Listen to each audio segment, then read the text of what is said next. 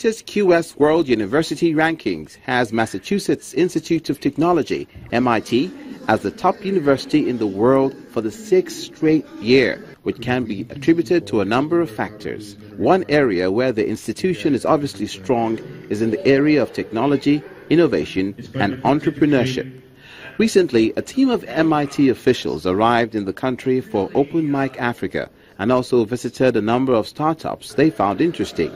Our guest on the show is Georgina Campbell-Flatter, the Executive Director of the Legatum Center for Development and Entrepreneurship at MIT.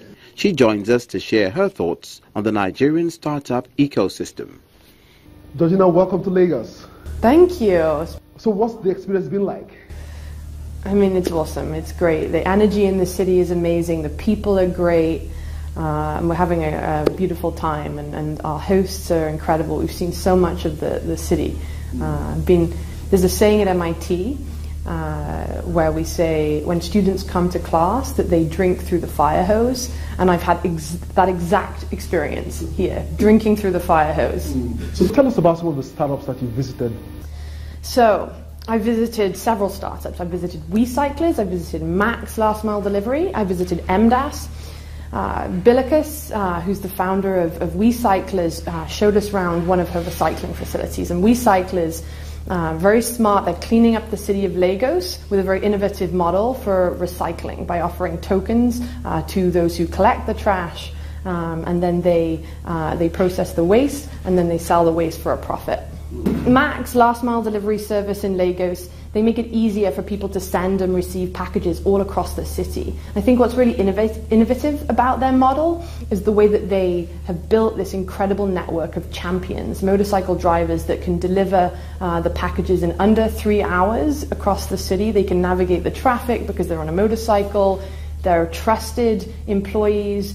And then also, Max isn't just providing a service to the people of Lagos who use their products, they're also providing a service to their employees and creating jobs, hundreds of jobs across the city. They've created already 4,500 jobs in the city. They didn't exist 5 years ago.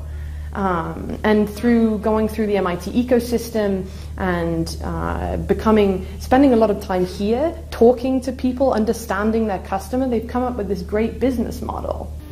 So how do you think that startups can actually benefit from the MIT ecosystem, local startups?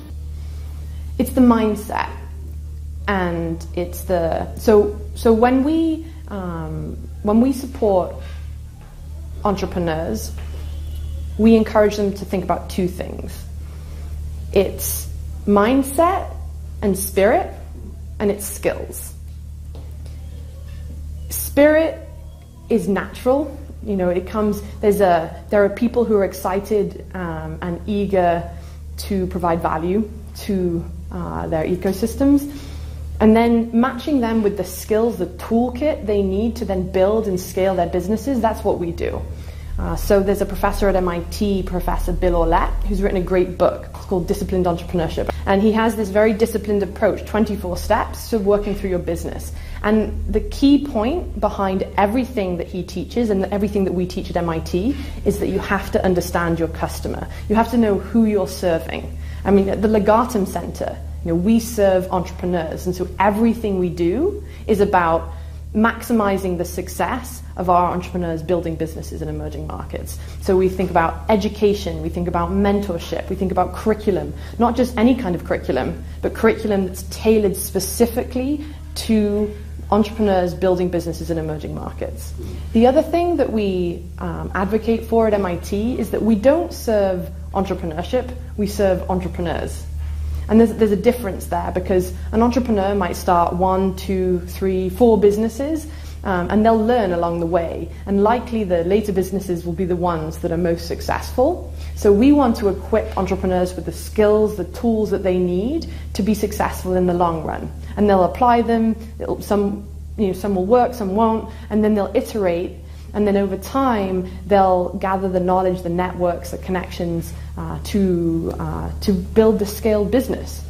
I know you visited the University of Lagos. What are some of the lessons you think that Nigerian universities can apply to ensuring that entrepreneurs and startups can make the most of the opportunity they have today? Yeah, so Embedded in the MIT approach to teaching is this idea of mens et manus.